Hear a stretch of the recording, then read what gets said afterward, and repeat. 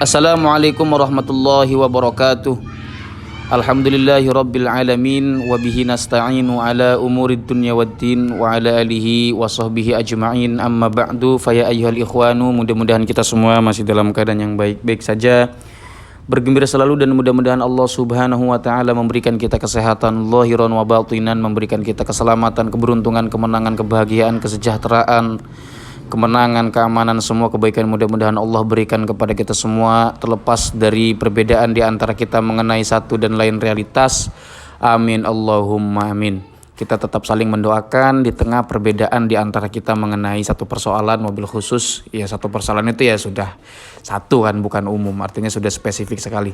Artinya terlepas mungkin banyak perbedaan di antara kita, mobil khusus ya dalam persoalan nasab ini berbeda di antara kita mengenai pandangan secara ilmiah ataupun secara sikap pribadi, kita tetap harus saling mendoakan dan tetap harus saling menjaga persaudaraan. Ada beberapa hal yang ingin saya sampaikan terkait yang sedang marak-marak ini, mobil khusus. Ada info terbaru dari Kiai Hanan di situ mengeluarkan satu manuskrip, di mana satu manuskrip tersebut bercerita tentang keluarga Al-Haddad ya, keluarga Al-Haddad, di mana di situ ketersambungan nasabnya sampai ke Rasulullah Shallallahu alaihi wasallam. Nah, sepertinya mudah-mudahan itu manuskrip segera dikaji oleh para peneliti nasab ini. Kita tahu ada Kiai Jimaduddin Utsman Al-Bantani, kemudian ada Gus Rumel dan yang lain-lainnya. Mudah-mudahan, atau dari kayak ada Kiai Ihya, ada Gus Muhsin atau Sayyid Muhsin, kan banyak ya. Mudah-mudahan itu segera dipertemukan pembahasan tentang manuskrip yang diupload dari Kiai Hanan ya.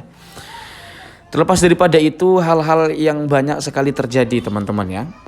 Sebelum saya angkat terlebih dahulu lah dari manuskrip Kiai Hanan itu, dari Sayyid Alwi Ambul Faqih, kemudian ke Sayyid Sahib Mirbat, ke Sayyid Ali Kholi Qasam, kemudian ke Sayyid Muhammad, ke Sayyid Alwi, ke Sayyid Isa Ar-Rumi, dan Al-Imam Muhammad Al-Azraq, ke atasnya itu Al-Imam Isa An-Naqib, ke atasnya lagi terus ke Imam atau Sayyid Muhammad An-Naqib, ke atasnya Al-Imam Ali Al-Uraidi sampai ke Al-Imam Ja'far Shadiq. Nah, ada perbedaan dengan versi Rabi'atul Alawiyah, yaitu di Al-Azraqnya ya, sejajar dengan Al-Azraq di versi Rabi'atul Alawiyah itu adalah Ahmad Al-Muhajir atau Al-Abad, yang masih saudara dari pada Muhammad Al-Azraq itu sendiri. Nah, ini yang kemudian menjadi hal menariknya tadi saya sampaikan ya. Mudah-mudahan ada yang mengkaji mengenai hal ini, walaupun ada silsilah yang kurang dan yang lebih. Ada satu nama yang lebih dari Rabi'atul Alawiyah, begitu ya kira-kira ya. Kita lanjut. Hal-hal yang ramai terjadi kali ini yaitu video beredar tentang penipuan yang dilakukan oleh Oknum Habib yang merugikan warga sekitar 80 juta. Itu informasinya ada di YouTube, ramai teman-teman. Terlepas dari kebenaran atau tidak tentang informasi tersebut, tentu kan dengan adanya banyak hal yang dibahas dari orang-orang itu, dari YouTuber-YouTuber yang mengangkat tentang penipuan 80 juta itu, tentu kita tidak menginginkan hal itu terjadi kan. Tentu kita sebagai makhluk sosial berempati, berkasihan ya dengan adanya kasus semacam itu. Apalagi ini diduga dilakukan oleh oknum habaib. Saya ingin memulai terlebih dahulu. Artinya okelah, kasus itu sudah ada yang menangani. Ya, biar orang-orang yang memiliki hak untuk menangani itu. Akan tetapi saya ingin mengambil hikmah di sini, yaitu dengan menarik kajian secara sosiologis. Dulu ada Ibnu Rus mengatakan bahwasanya at-tijaratu bil adyani ya at-tijaratu ar-ra'ijatu fil mujtama'ati allati yantashiru fiha al-jahlu.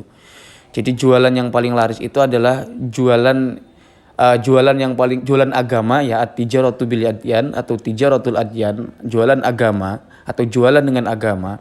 Ya at-tijaratu ar-ra'ijatu, itu adalah jualan yang paling laris di mana fil mujtama'ati, di dalam satu kelompok atau di dalam satu komunitas masyarakat, di mana allati yantashiru fiha al-jahlu, di dalam masyarakat itu bertebaran kebodohan. Ya, kira-kira begitu. Nah, kalau kita kaitkan dengan cara bagaimana solusi agar mengurangi kebodohan dengan dalih agama atau pembodohan dengan dalih agama atau dengan motif agama, yaitu berikan masyarakat kecerdasan pengetahuan tentang keagamaan. Nah, itu saya pikir hal yang harus dibenahi oleh kita semua, bil khusus oleh kalangan para pendidik. Bahkan pendidikan itu sendiri, lembaga-lembaga pendidikan harus mencerdaskan masyarakat. Jadi agama itu harus benar-benar disampaikan sampai ke akar-akar ke nilai-nilainya pelan-pelan kepada masyarakat. Mulai hal dari yang paling sederhana. Jadi begitu ya, kita tahu banyak sekali memang hal-hal penipuan yang kita terima baik di media sosial atau di kabar berita, surat kabar dan semacamnya. Berita tentang penipuan atau apapun atas nama agama atau dengan motif agama. Nah, inilah ketika kita memiliki kebudayaan di mana satu ras tertentu diunggulkan dari ras yang lain, atau ada kesenjangan sosial dikarenakan dari keturunan, dari nasab, dari apapun itu, pasti hasilnya akan terjadi hal-hal yang demikian ini. Oleh karena itu saya juga ingin mengangkat satu tafsir di sini, produk tafsir dari Syekh Nawawi Al-Bantani ketika menafsirkan Al-Hujurat 13 ya. Bagian-bagian tafsir ini sebetulnya sudah saya sampaikan di hari-hari lalu, tapi ini sebagai sebuah kajian at-tikraru yufidul fahma. Jadi mengulang-ulang itu akan menambahkan kepahaman, akan mendekatkan, mengakrabkan kita dengan nilai-nilai itu sendiri yang disampaikan ini. Di ta'arufu di sini ada kan inna akramakum ya ayuhan nasu inna khalaqnakum min zakari wa unsa wa ja'alnakum syu'uban wa qabaila lita'arufu. Nah, lita'arufu di sini ditafsirkan ay liya'rifa ba'dukum ba'dhan bi aslil insan. Dan sebetulnya dari sini juga ide pokok dari Syekh Nawawi Al-Bantani ini sudah mengarah kepada esensi terhadap kemanusiaan itu sendiri, agar supaya kita saling mengetahui satu dengan yang lain. Liya'rifa dirpon yen tahuru ba'dukum sopo sebagian sirakabe atau sapa sebagian sirakabe ba'don ing sebagian kalian bi aslil insan, secara hakikat kemanusiaan, secara esensi kemanusiaan. Artinya di sini berbicara insan, kemanusiaan. Itu bukan hanya berbicara secara biologis saja, tetapi hal-hal yang meliputi kejiwaan, unsur-unsur sosial. Semuanya itu dikaitkan di sini. Secara hakikat ini sudah benar-benar pokok masalahnya. Nah, artinya secara pokok kita ini berasal dari hal yang sama, yaitu sama-sama dari tanah. Itu kan konklusinya adalah tanah. Kullukum min adam wa adam wa khuliqum min turab, kan begitu ya. Jadi ketika kita mengingat ini dijadikan asas hingga hadir dalam kesadaran kita sebagai yang hidup, sebagai pribadi, maka tidak ada akan lagi keunggulan atas nama apapun itu ya. Begitu kira-kira ya. Falayan tasibu ahadun ila ghairi abaihi. Tidak boleh juga seseorang itu memasang atau mencangkok nasab kepada yang bukan bapaknya. Jadi kita anaknya Su'aib, misalnya Zaid anaknya Su'aib, tapi si Zaid ngakunya anaknya Sulaiman, gitu nggak boleh ya. Itu nggak boleh Pak, itu pelanggaran. Nah, mungkin distorsi atau soal nasab ini banyak dulu kecelakaan sejarah. Mungkin terjadi kan, banyak juga dari ulama nasab itu sadah-sadah yang dibatalkan, atau apalah marga yang dibatalkan kayak Tobariyin itu dibatalkan, atau apalah marga-marga yang sudah dibahas yang kemudian dibatalkan itu banyak ya.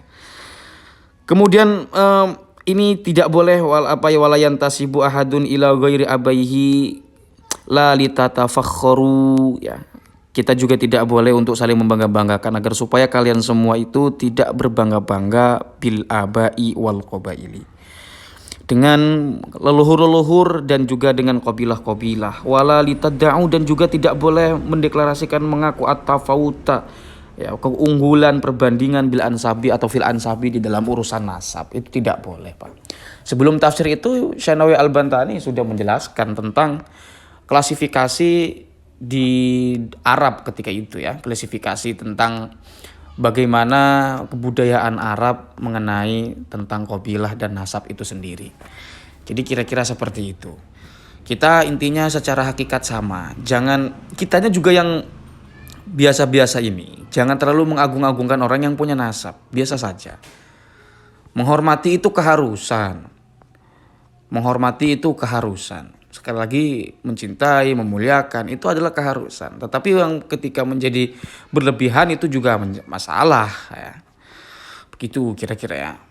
Apapun yang berlebihan itu akan menjadi masalah. Kadang-kadang kita menjadi bangsa yang minder dan terlalu mengeluh-elukan orang. Bukan cuman dari persoalan keagamaan, semuanya. Persoalan apapun lah. Orang-orang bule juga kalau ada kita ajak foto kan. Itu sebetulnya salah satu indikasi kita menjadi bangsa yang minder itu seperti itu. Kira-kira semacam itu Pak ya. Jadi mohon juga para oknum ini jangan terlalu lah membangga-banggakan nasab sampai sampai melakukan hal-hal demikian itu merugikan orang lain. Dulu itu memang secara kebudayaan bangsa yang terkenal dengan lekat dengan kabilah itu adalah bangsa Arab dan juga bangsa Bani Israil. Bani Israil juga dulu terjadi pengembangan nasab itu. Ketika saya membaca di Ibnu Katsir, tafsir Ibnu Katsir itu ada keterangan ketika menjelaskan apa itu ya. Salah satu tafsir dari Ibnu Katsir, inna salafal madina min abaikum minal anbiya'i wassalihina la yanfa'ukum intisabukum ilaihim idza lam taf'alu khairan ya'udu naf'uhu 'alaikum fa inna lahum a'malahum allati amiluha walakum a'malukum. Jadi inna salafa al madina, sesungguhnya orang-orang yang terdahulu itu min abaikum, dari bapak-bapak kalian. Ini ketika menafsirkan ayat itu teman-teman. Ummatun qad khalat itu ya. Minal anbiya, yaitu daripada kalangan para nabi, wasolina, dan orang-orang soleh, itu la yanfa'ukum, tidak manfaat. Apa yang tidak bermanfaat tersebut? Intisabukum, apa nasab kalian semua itu, ilaihim, kepada para nabi terdahulu, leluhur itu, leluhur kalian yang para nabi itu. Idza lam taf'alu khairan ya'udu naf'uhu 'alaikum, apabila kamu tidak melakukan kebaikan, yang mana kebaikan itu ya'udu naf'uhu 'alaikum, kemanfaatan dari kebaikan itu, kemanfaatan yang adalah konsekuensi dari kebaikan yang kamu lakukan itu akan kembali kepada dirimu sendiri. Begitu. Jadi soal nasab itu urusan lain, soal perilaku urusan lain. Fa innalahum a'malahum, ya maka bagi mereka adalah amal mereka, di mana allati amiluha, mereka mengamalkan sesuatu itu. Walakum a'malukum, dan amalmu adalah amal kalian. Amal kalian adalah ya kalian sendiri. Artinya soal amal itu masing-masing, soal nasab itu masing-masing. Gak ada keterkaitan ya antara nasab dan perilaku itu. Ya kira-kira begitu. Ini sebetulnya hal paling mendasar ya, yang semua orang tahu. Tapi kadang-kadang kan perlu dikaji juga agar supaya orang tidak luput. Ya kira-kira begitu ya, hal yang dapat saya sampaikan. Mudah-mudahan ada manfaatnya. Hadanallahu wa iyyakum ajma'in. Wassalamualaikum warahmatullahi wabarakatuh.